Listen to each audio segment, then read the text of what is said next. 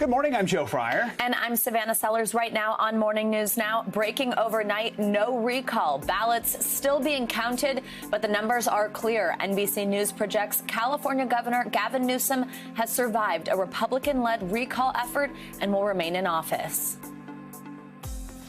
We said yes to all those things that we hold dear as Californians, and I would argue as Americans: economic justice, social justice, racial justice, environmental justice. Our Steve Kornacki is here with the latest returns, plus what the top Republican challenger had to say and what it all means, not just for the Golden State, but the entire U.S. Overwhelmed, 1 in 4 of the country's ICU units now dangerously close to capacity as the great debate over vaccine mandates rages on in the hardest hit states. We'll take you to Florida, where cities and counties are going head to head with the governor.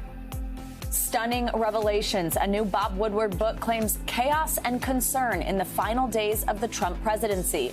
What our preview shows about fears from a top military general that President Trump would launch nuclear weapons or start an all-out war with China. And ready for liftoff. History today as the first all-civilian crew prepares to launch into space with another billionaire on board. Details on SpaceX's historic launch of the Inspiration 4, plus perspective from someone who's been in orbit himself. We love to bring you space news, and we love to have astronauts on. And this is a big one, different from what we've been seeing over the summer. Yeah, so it really we'll delve is. into that. Who's headed up there is what's quite interesting. Yeah, we'll get into that a little bit later. We start this morning with a resounding no from California voters. Yeah, NBC News projects the effort to recall Governor Gavin Newsom has failed. A flood of early mail-in voting results overwhelmingly opposed the recall. Here's what the newly empowered governor said about the results last night. I'm humbled and grateful to the millions and millions of Californians that exercised their fundamental right to vote and express themselves so overwhelmingly by rejecting the division, by rejecting the cynicism, by rejecting so much of the negativity that's defined our politics in this country over the course of so many years. The leading Republican in the race, Larry Elder, also spoke last night. He delivered a concession, but didn't back down from his new foray into politics. Come on. Let's be gracious. Let's be gracious in defeat. And by the way, we may have lost the battle, but we are going to win the war. I have been a politician for all of 7 or 8 weeks. How am I doing? They're now hearing us in ways they never heard us before. All right, if we've got numbers, if we've got vote count, you better believe we've got Steve Kornacki at the big board. Hi, Steve. Good morning. So tell us what happened overnight. Yeah, good morning, Savannah. Well, I mean, you take a look at the numbers here. Not just a defeat for this recall effort. This is a landslide defeat. I think one thing to keep in mind here is the challenge for supporters of this recall was always steep in California. California is a state that Joe Biden won by almost 30 points in 2020. It's a state that Gavin Newsom, when he first got elected just 3 years ago in 2018, he carried by 25 points. So always the challenge for supporters of this recall was find voters who typically vote for Democrats, find voters who voted for Joe Biden last year, who probably even voted for Newsom in 2018, and flip them around and get them to kick out Gavin Newsom. And you could see here, they just completely failed to do that. When you look at these numbers line up so closely to what we saw in the presidential race last November. In fact, take a look at it this way. It's not quite a red-blue divide. We're using purple and orange here, but purple are the counties that voted no on the recall. Orange are the counties that voted yes on the recall. And what I'm going to do here is I'm going to flip over and show you the red-blue map for Trump-Biden. So keep your eye on that. And now I'm going to flip over. And I mean, look, it's the same counties here. The orange become red, the purple become blue. So the exact same divide, really, that prevailed sort of geographically, in a lot of ways, demographically in the presidential race last year, prevailed in this recall election. That's what Democrats were trying to do. That's why Joe Biden was in California on the eve of the election. That's why so much of Gavin Newsom's message revolved around Trump. They were just looking at this state and they were saying, hey, this is a Biden plus 30 state. This was a Newsom plus 25-point state in 2018. If voters can, be convinced to look at this election through the prism of Trump-Biden national politics, this is the divide that'll follow. And I mean, if you just look at the individual counties, it's not just that the blue counties were purple. I mean, the margins are so similar. Check this out. Riverside County, Inland Empire. This is one of the biggies. Joe Biden got 53% here last year. Right now, a few more votes to be counted. But no, the number on no is almost the exact same as the Joe Biden number here. So it's not just that the color scheme here is matching up when you look within these counties. There just isn't a lot of deviation. There are some interesting sort of stories here about some small shifts from counties, but did you see any big shifts here where places that went for Biden big suddenly went for this recall? No big dramatic shifts. This looks just like the map on the surface that we saw last year. That's what Democrats were trying to get. Wow. Some of those numbers, it's actually quite wild when you see how similar they are. Yeah, and when you click tells the story of America right now, too. Yeah, absolutely. All right, Steve Kornacki, always great to have you with us. Thank you for kicking us off this morning. Thanks, guys. The coronavirus is reaching critical levels. In the South, they're seeing cases rise to levels not seen since the deadly winter waves, and hospitals are now pushed to the brink. ICU beds are running dangerously low. Nationwide, 1 in 4 hospitals are now reporting more than 95% of ICU beds filled. That's up from 1 in 5 last month. Hospitals are feeling the impact of the surge in Florida. Even though cases are declining there, just as many Floridians are testing positive for COVID now as they were in the winter before most people were eligible for the vaccine. The vaccines are a hot topic in the Sunshine State. Governor Ron DeSantis is now threatening cities and counties thousands of dollars if they impose vaccine mandates on their employees. NBC News Now correspondent Maura Barrett joins us now from Orlando in Orange County. It's one of the 3 counties and cities defying Florida's governor. So, Maura, the state's going to start enforcing this fine today. Tell us more about the governor's move and how leaders there in Orange County are responding.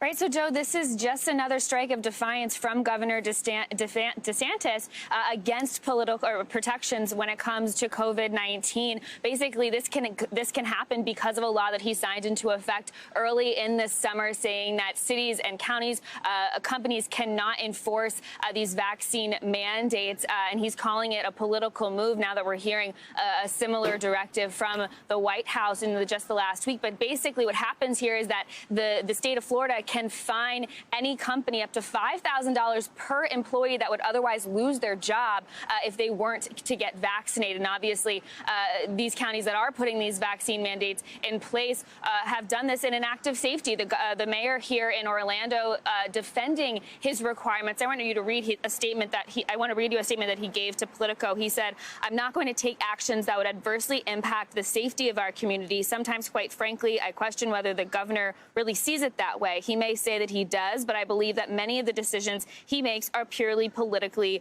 motivated." The governor, though, maintains that this is something that he's doing in an act to protect Floridians' jobs. Joe? I mean, the backdrop of all this is what we've been talking about for several weeks now in Florida. How are hospitals across the state doing there right now? They're really suffering, Joe, and I feel like a broken record saying this, but the majority of the hospitalizations, especially in those ICUs, are among the unvaccinated. And so that's why places like Orlando, Orange County, where I am, are putting those vaccine requirements into place because they're trying to prevent that. If you take a snapshot of just the surrounding Orlando area, there's 5 hospitals that typically have up to 600 ICU beds. They're down to just 30. And in some hospitals, they're actually in the negatives when it comes to that ICU availability. And like we've been hearing endlessly from doctors working 16-hour shifts, they say they're emotionally fatigued. I want to hear from a few doctors across the state that our team spoke with. This time around, this variant is deadlier. It is impacting the lungs quicker. It's eating away at the lungs. It's causing more problems. It's causing pneumomediastinum. It's causing pneumothoraces, and the patients are dying quicker.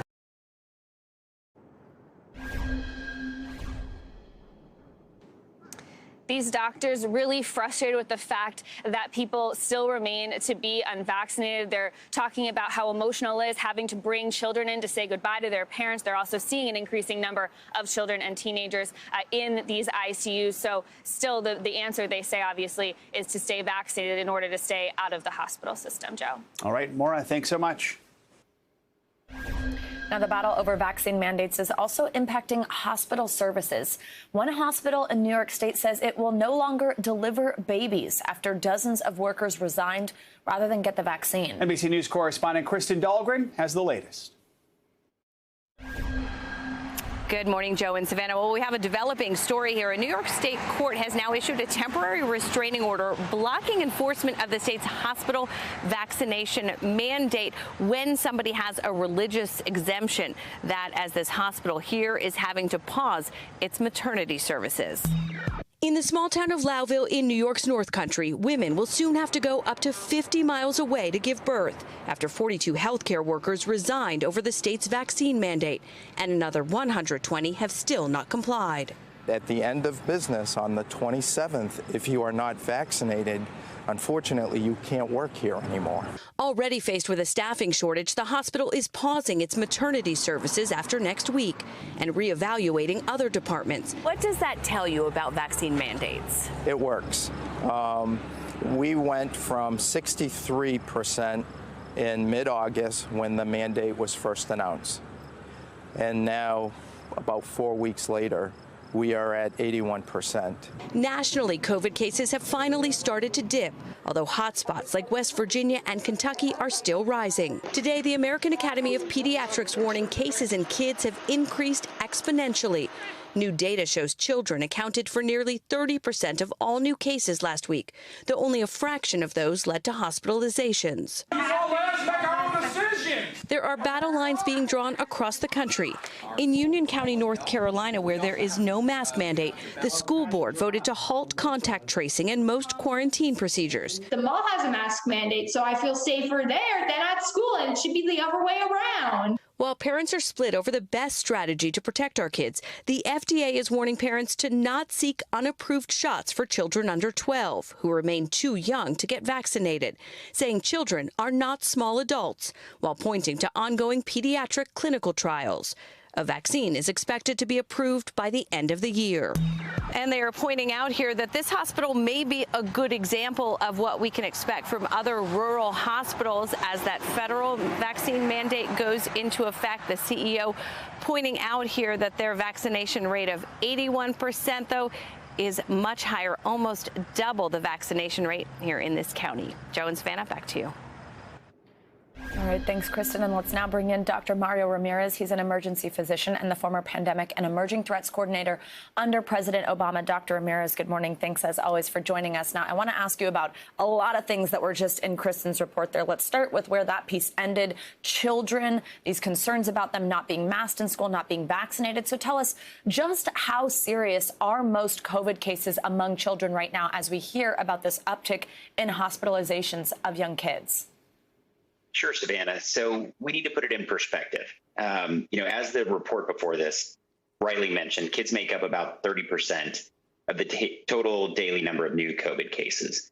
But proportionally, in terms of hospitalizations and deaths, that number really hasn't moved at all during the pandemic.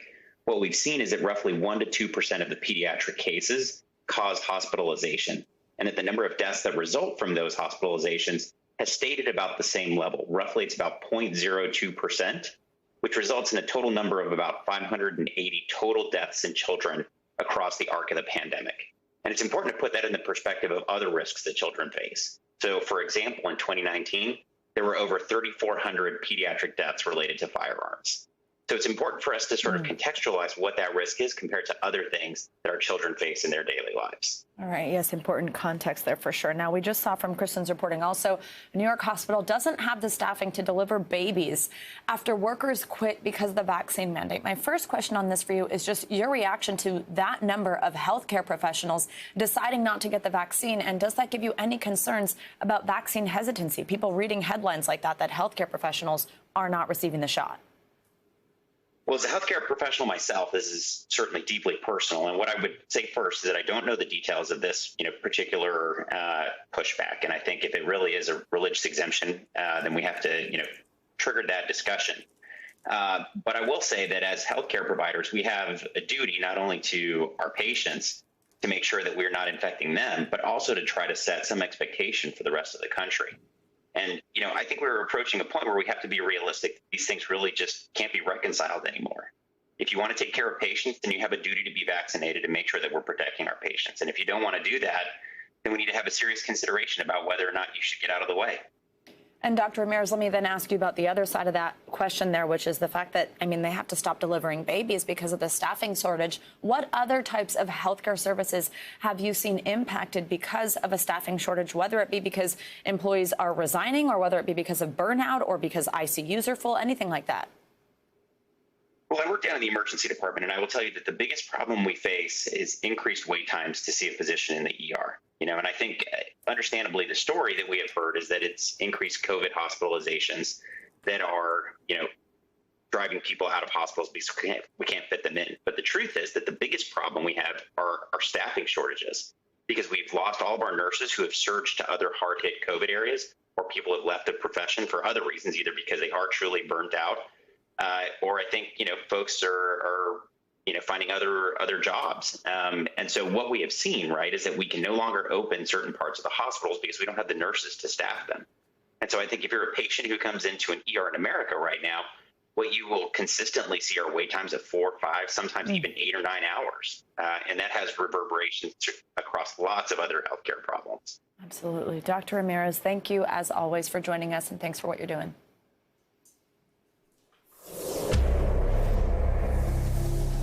What was once Hurricane Nicholas is now a tropical depression, but it remains a serious threat. Heavy rains and flash flooding are still a concern throughout states along the Gulf Coast. In Louisiana, the nonstop rain is complicating an already difficult cleanup process following Ida, Category 4 hurricane that hit Louisiana just 3 weeks ago. NBC News correspondent Morgan Chesky joins us from Lake Charles, Louisiana with more. Morgan, good morning. Yeah, Joe, good morning. And the concern here was that Nicholas would slow down, causing more rain, more flooding, and unfortunately, more stress for everyone living in this entire region. All too familiar with what these storms can do. Here in Lake Charles, nearly every home on this block still covered in those blue FEMA tarps, not from Hurricane Ida, but from Hurricanes Laura and Delta that took place last year. And now to have another storm coming, it doesn't take much to put everyone on edge. This morning, from a drenched Texas coast to an already storm-battered Louisiana bayou, millions are reeling from Nicholas. We stayed in our house here, and it was shaking the whole night. It was unbelievable. It was about a 5.5-foot storm surge. 24 hours after the storm made landfall in Texas as a hurricane, packing nearly 100-mile-an-hour winds, more than 100,000 people remain in the dark. Our number one issue is power. That's number one. As cleanup and electric crews got to work in Texas's hard-hit communities, Nicholas turned toward Louisiana, a state still hurting from the loss of life and devastation caused by Hurricane Ida. We got about 9 trees down, 2 power lines that's messed up. The main thing is we don't have no electricity. We going on, I think today's the 15th day with no power, no electricity. President Biden approving the Louisiana governor's disaster declaration before Nicholas even arrived. This authorizes FEMA to coordinate disaster relief efforts across 64 parishes. In Lake Charles, the scars of past hurricanes impossible to miss.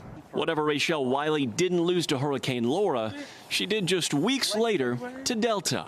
Has it really felt like one right after the other? Yes. Yes, it has. You can't give up. When you have kids, you can't show them that you're scared.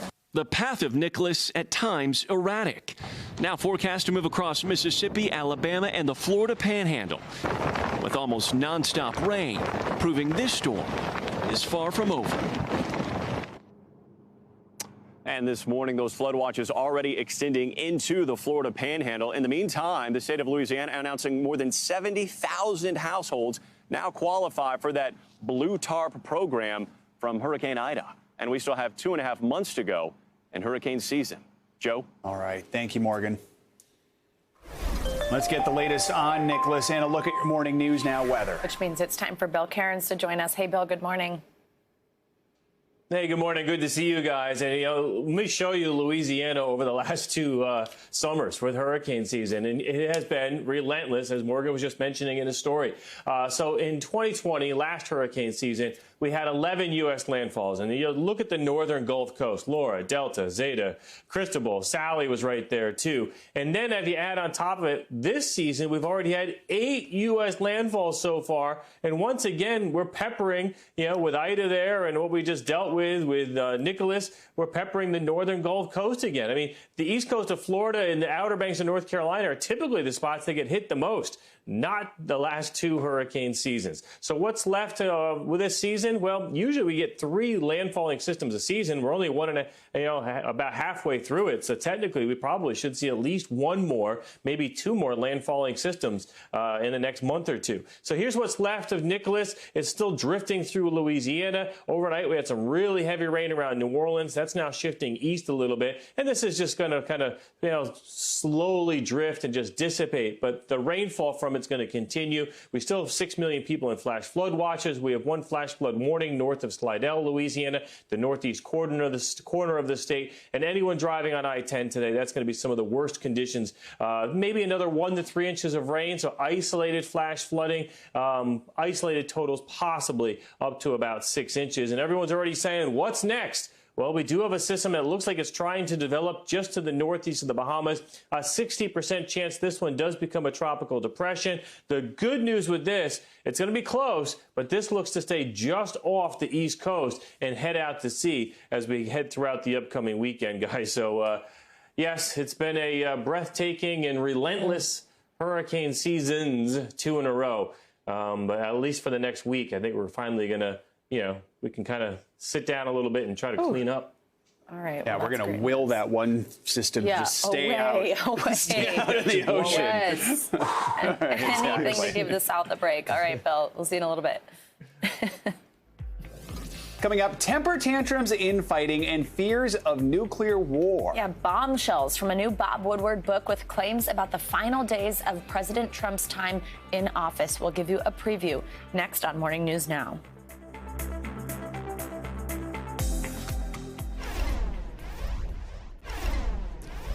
A new book by Washington Post journalists Bob Woodward and Robert Costa already making headlines. It says that America's top military officer was so concerned former President Trump might spark a war with China in his final months in office that he took extraordinary actions. Yeah, NBC News Chief Washington correspondent Andrea Mitchell has the details on those stunning revelations.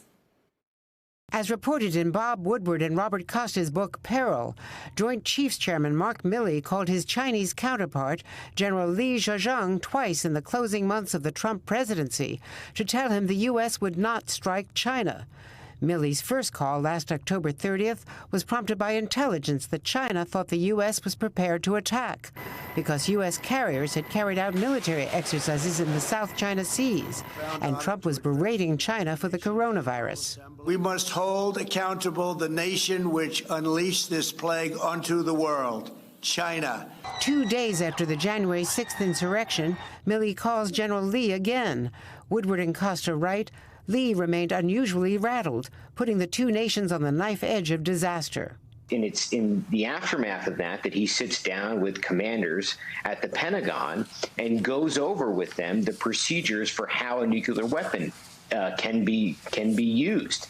Also alarmed after January 6th, Speaker Pelosi, who calls Milley to ask, according to a transcript obtained by the authors, what precautions are available to prevent an unstable president from initiating military hostilities or from accessing the launch codes and ordering a nuclear strike. Milley ends up assuring her, I know the system and we're okay. The president alone can order the use of nuclear weapons. One person can order it. Several people have to launch it. And the book reports Mike Pence initially sought a way around counting the Electoral College votes, calling Dan Quayle, who had played that role in 1993, who tells Pence, Mike, you have no flexibility on this. None. Zero. Forget it. Former President Trump told Newsmax for Milley to say he was going to attack China is the most ridiculous thing he's ever heard. General Milley is not commenting, but people familiar tell NBC News a number of cabinet officials agreed to keep close watch on the president's national security decisions at that time. Savannah and Joe. All right, Andrea, thank you. Secretary of State Antony Blinken was grilled again yesterday on Capitol Hill over the chaotic withdrawal of U.S. troops from Afghanistan and acknowledged that at least 100 Americans remain trapped there. NBC News chief foreign correspondent Richard Engel has that story from Kabul, plus how the Taliban is rolling back women's rights. Secretary of State Tony Blinken again facing a barrage of bipartisan criticism, slamming President Biden's pullout from Afghanistan. Mr. Secretary, the execution of the U.S. withdrawal was clearly and fatally flawed. President Biden has described the evacuation from Afghanistan as an extraordinary success. This has to be the lie of the 21st century. Blinken insisting President Biden inherited a deal with the Taliban and its May 1st withdrawal deadline. When President Biden took office in January, he inherited an agreement. But he was pressed why President Biden, who postponed that withdrawal date to August, didn't delay it again to get all Americans and Afghan allies out. You didn't inherit the date. The date was May 1st, and you pushed it to August 31st. Why didn't you push it much later? We took some risk in terms of what the Taliban would do or not do after May 1st. It's a risk with other people we took. It's a risk. The risk was on people we care for. In Kabul, at Bakhtar University, young women are already suffering under the Taliban's rule. Classes largely empty, most students too afraid to show up. 20-year-old Mursal Nazai hoped to be an ambassador one day. What is it like to have a dream and to have a plan and then suddenly see it disappear? We are so unlucky that we are Afghan sometimes. So it's so hard. Everything was not good. The hardest thing in the world is to lose hope. You know, I didn't cry for my goals. If someone tell me that your country will be safe and in peace, you die, I will prefer to die. So why are you crying now for the peace? Our country is done. You know it. With this Taliban, we can build our country? No. That's sure. In addition to those 100 citizens, Secretary Blinken confirmed that several thousand legal permanent U.S. residents also remain stranded here in Afghanistan. Savannah, Joe? Some heartbreaking words there, Richard. Thank you so much. Let's take a look at what else is making news around the world this morning. Matt Bodner joins us today from Moscow. Good morning, Matt. Savannah, Joe, good morning. We'll start things off this morning on the Korean Peninsula, where the South Korean military says that North Korea test-fired 2 ballistic missiles, firing them out into the sea. No further details have yet been given, but a ballistic missile test, if confirmed, would be a violation of UN resolutions curbing North Korea's nuclear program. This test of ballistic missiles comes just days after North Korea tested some new cruise missiles. We talked about that Monday. But cruise missiles, very different type of weapon, not prohibited by the UN Security Council, but riling things up nonetheless. Moving on along now to here in Russia, where we're preparing to see legislative elections this weekend, and one of the nation's most prominent women's rights activists is running essentially on a single issue platform, and that is passing legislation that would protect Russian women from an epidemic of domestic violence here in this country. The activist Alyona Popova has lobbied on this issue for years, brought a lot of attention to it, but is now saying she has no choice but to become, or at least try to become, a lawmaker to bring this issue directly before the Russian parliament. So we'll see how that goes. And we'll finish up today in Egypt, where authorities yesterday opened an ancient tomb belonging to King Djoser, a pharaoh who lived more than 4,500 years ago. This opening follows a major restoration of this site, which is known as the Southern Tomb. And it is largely an underground facility. It features a very extensive network of underground corridors. Restoration work began in 2006, included reinforcing those corridors and restoring a lot of the tiling in those corridors. So probably a cool thing to see. Back to you guys. All right. Thank you, Matt. Very cool. Thanks. And coming up, more people heading back into the office, but could the air there impact the way you work? After the break, our own Dr. John Torres joins us with more on the pollutants that may be in the air and how they could impact your job performance. Next in our weekly checkup. You're watching Morning News Now.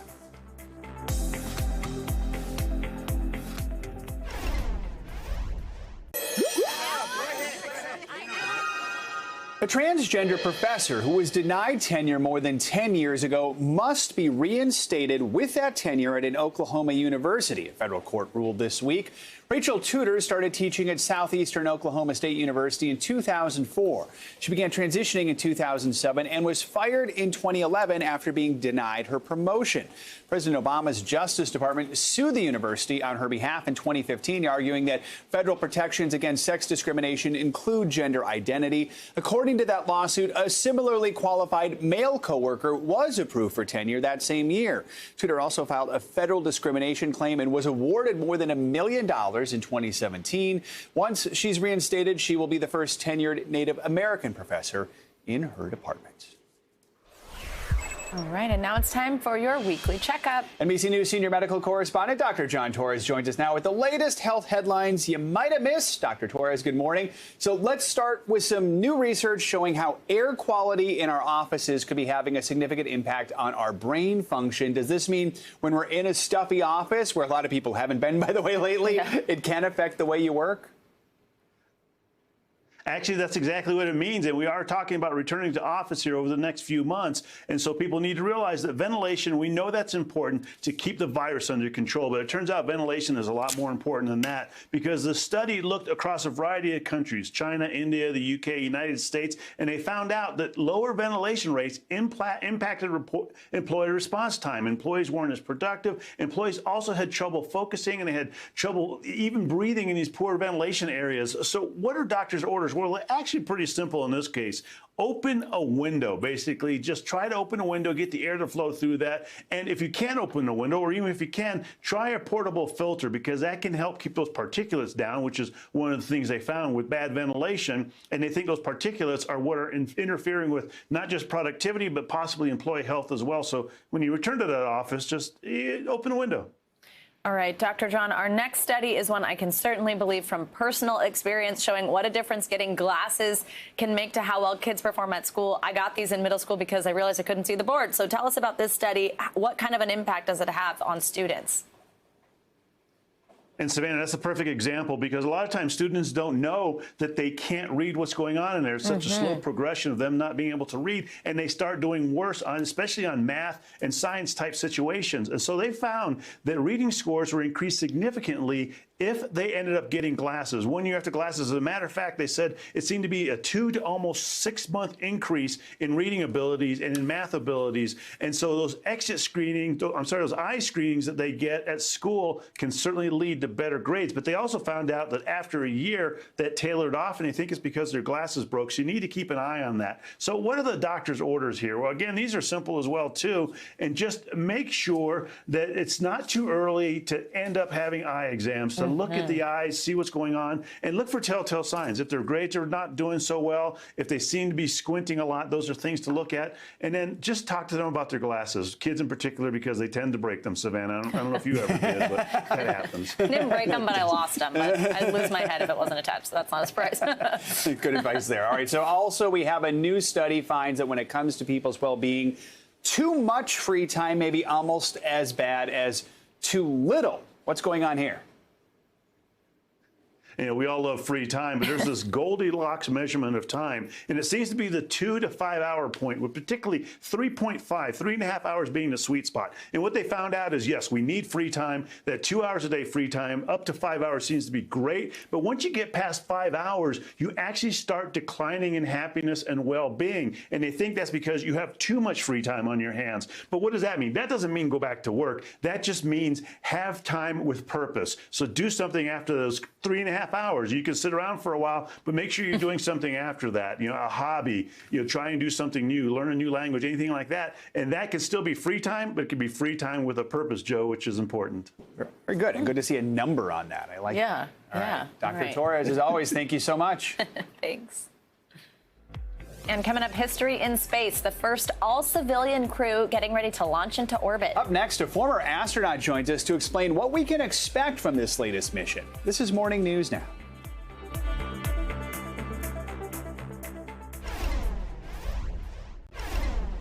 Well, Welcome back. For the cost of a $12 ticket, people in Mexico can enter a national raffle to win luxury apartments, plots of land, and even a mansion. The only twist, the former owners of all that stuff are some of the country's most infamous drug lords. NBC News senior national correspondent Tom Yamas reports. We're inside what was once a guarded palace of crime, the personal home to one of the most notorious drug kingpins in history. And now all of this could be yours.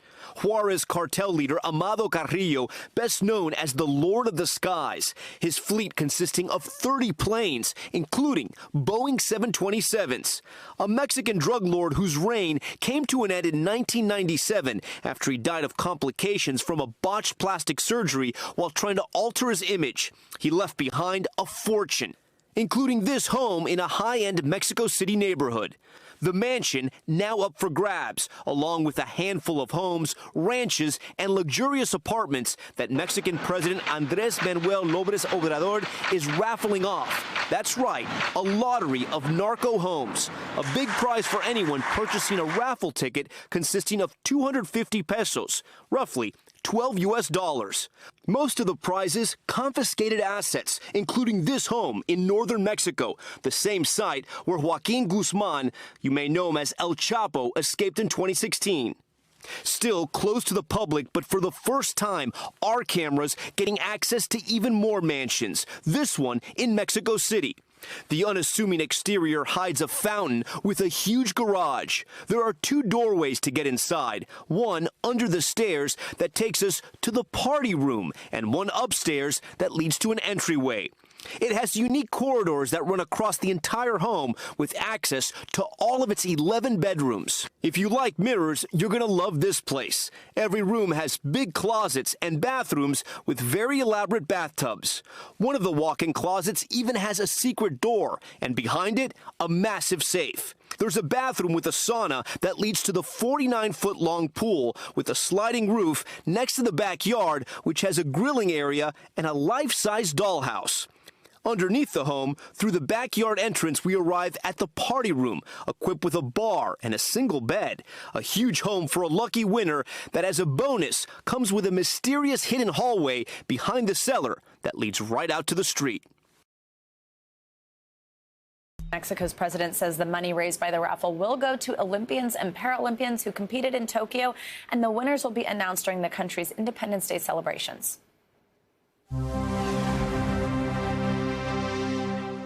The countdown is on for tonight's highly anticipated SpaceX launch. 4 American civilians will blast off into space for up to 4 days. They'll orbit Earth 15 times each day, more than 350 miles above the ground. We're excited to bring in former NASA astronaut Clayton Anderson for his perspective on this historic flight. Good morning. Good to have you with us. So, Clayton, an all-civilian crew is heading to space. We've been seeing, throughout the summer, Virgin Galactic and Blue Origin. This one is very different. Help us understand why that is and just your reaction. What do you think this means for the future of spaceflight? Well, it's different in that there aren't any professional astronauts on board. No NASA astronauts. I would say that I was a civilian, but I was trained by NASA and funded by the taxpayers of the United States. So it's a little different. The commander of the mission is a billionaire, and the billionaire leased 4 seats on a SpaceX rocket, and they're going to get to go into orbit for at least 3 days, is my understanding, at about 350 miles above the Earth. So they're going to get great views, and I imagine they're going to have a great time. I just hope they don't have any issues, and that I wish them Godspeed. Yeah, we're all hoping for that. By the way, you were just a super well-trained civilian. So now what do you wish you knew before your first space flight? And as someone who's spent months in space, what do you think these up-and-coming astronauts should prepare for? That's a good question. I think that, one of the things NASA's really good about teaching us about how to respond to bad things, emergencies, fires, leaks, aborts on launch, those kind of things. Sometimes it's the day-to-day life in microgravity that we don't get a lot of experience on. And for me, it took me about 3 days to become comfortable with living, eating, using the toilet, and sleeping. So it'll be very interesting to hear once they come home how they dealt with those things and how quickly they felt that they adapted. Let's talk about what you already touched on, these private companies now central to modern space travel. How closely do you think they should be working with NASA and government organizations? How do you see these partnerships developing and perhaps changing as we go forward?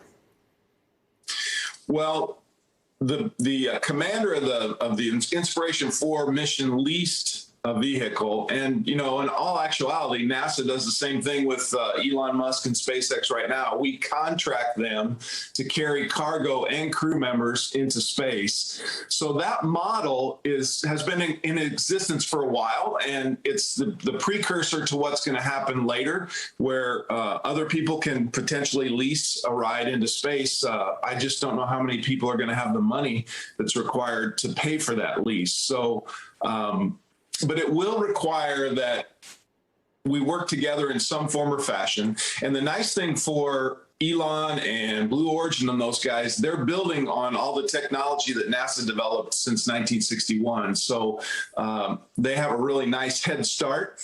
They can use modern technology and computers to make it more automated, hopefully safer, easier to do, less training. So it's a very interesting time to follow spaceflight. Yeah, they're definitely standing on your shoulders. I mean, do you think space tourism overall is a good thing, especially if it can become more affordable for folks? I would like everyone on the planet Earth to have the opportunity to do two things, and that's spend a few days, maybe a week in outer space, and then I think we should all spend a month in a third world country. I think if we all did those things, it would give us a unique and very different perspective on life on Earth than we have today, and I think that would make us all better together. I agree with you in that one. Thank you so much for spending a few moments with us this morning. We do appreciate it. Former NASA astronaut Clayton Anderson, thanks again. My pleasure.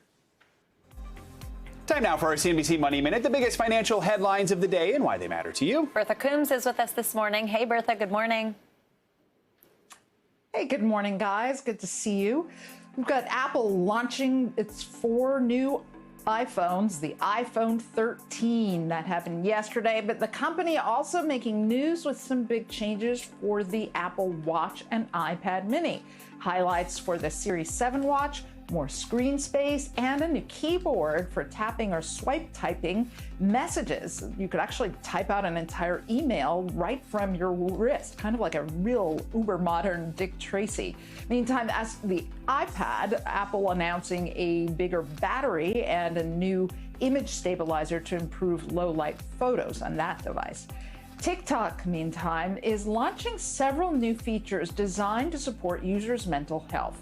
They include guides on how to engage with people who may be struggling and updated warning labels for sensitive content.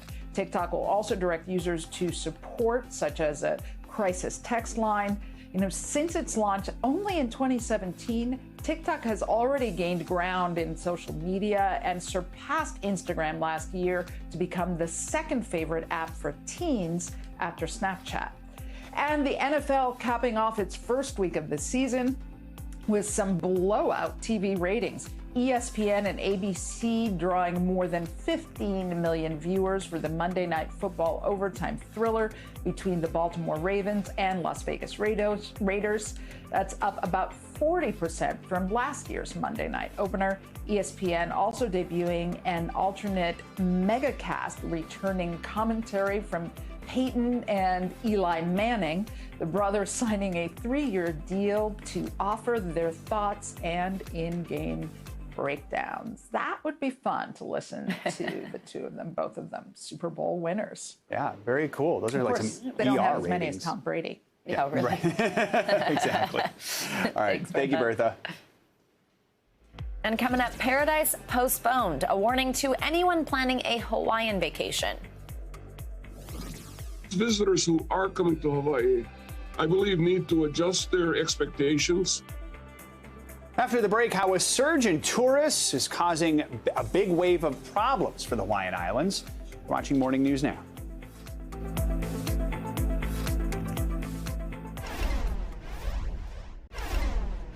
It's no secret that the pandemic hit the restaurant industry particularly hard. And even now, as many places are finally able to reopen, they're facing a different challenge. NBC News senior business correspondent Stephanie Rule explains. Joe and Savannah, we have talked all about it. The last year and a half, this pandemic has been devastating for the restaurant industry. And now that many are finally getting back on their feet, they're facing a new challenge that they had not predicted. Miss Delta in Portland, Oregon serves up Southern-style cooking, fried chicken, and baby back ribs, if chef and owner Marcus Oliver can find them. We can't get baby back ribs right now, so we had to switch to spare ribs. After struggling to stay in business during the pandemic, restaurants like his face yet another challenge.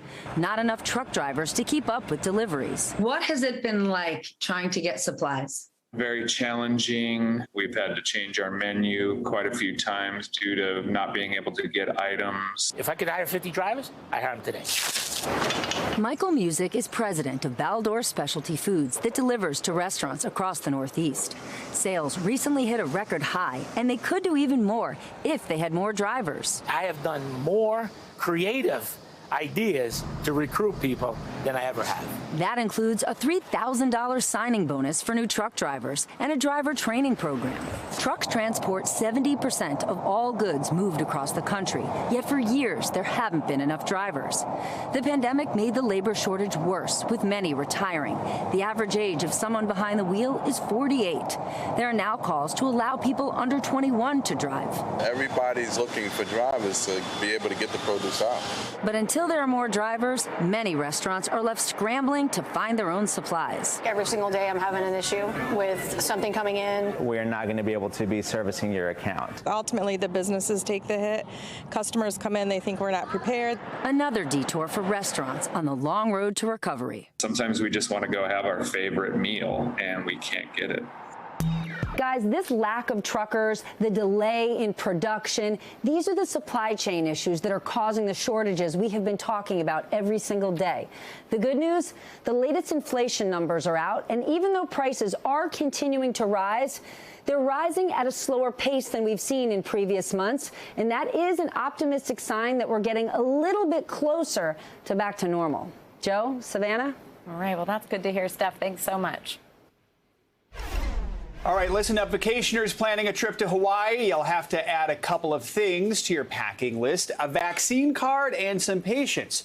Starting this week, two of Hawaii's most popular items, Oahu and Maui, are requiring proof of vaccination at restaurants and bars. This comes as the state struggles with a double wave of problems: a surge in new cases of COVID-19 and a rush of visitors, with businesses still operating at limited capacity. Here's NBC News Now correspondent Isa Gutierrez with the plea from locals to tourists. The Hawaiian Islands, known for their warm, white sand beaches, crystal clear waters, and that welcoming aloha spirit. But before you book your island getaway, you may want to think twice. It is not a good time to travel to the islands. Hawaii Governor David Ige is pleading for visitors to put their vacations on hold as his state struggles with a big wave of coronavirus cases. We are seeing more COVID patients in our hospitals, and the ICUs are filling up. This summer, cases in Hawaii soared to their highest levels since the pandemic began.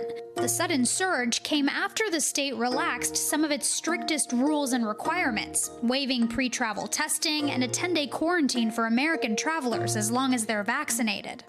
Visitors who are coming to Hawaii, I believe, need to adjust their expectations. John DeFries, president and CEO of the Hawaii Tourism Authority, says the policy change also set off an influx of visitors.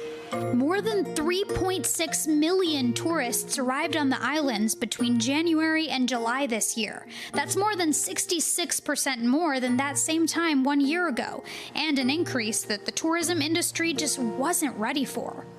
Let me use a metaphor. It's like the market is like 220 volts of electricity, and the tourism system, which is recovering, is really kind of a 110 circuit. DeFries explains that a labor shortage, much like what we've seen on the mainland, coupled with over-tourism, is causing frustration from both locals and visitors alike, from issues like overbooked resorts, a rental car shortage, and crowded beaches. It used to be a hidden gem, but like I said, it's not so hidden anymore. Many locals say what's happening in Hawaii right now is actually part of a centuries-old problem. We have a long history of feeling like we are second-class citizens on our own island. Former state legislator and lifelong Hawaiian Kaniela Ing says visitors with money are often treated as the priority over people who call Hawaii home. Community activists say it's time to change that. As Hawaiians, we have this thing called kuleana, which is the responsibility. We have the responsibility to make sure that the future generations have the same beautiful place that we have. For now, the state has stopped short of reinstating those strict tourism rules, but plans are in place to help stop the spread of COVID-19, including a vaccine pass program for indoor businesses in Honolulu, large gathering restrictions on the Big Island, and a tourism management plan on Maui. Locals say they just hope tourists will do the right thing and stay away for now. It's hard to tell someone what they can or cannot do. It's a free country, but there are real life impacts, and people are really struggling right now. Maybe it's not the right time. And that was Isa Gutierrez reporting. That does it for this hour of Morning News Now. But the news continues right now.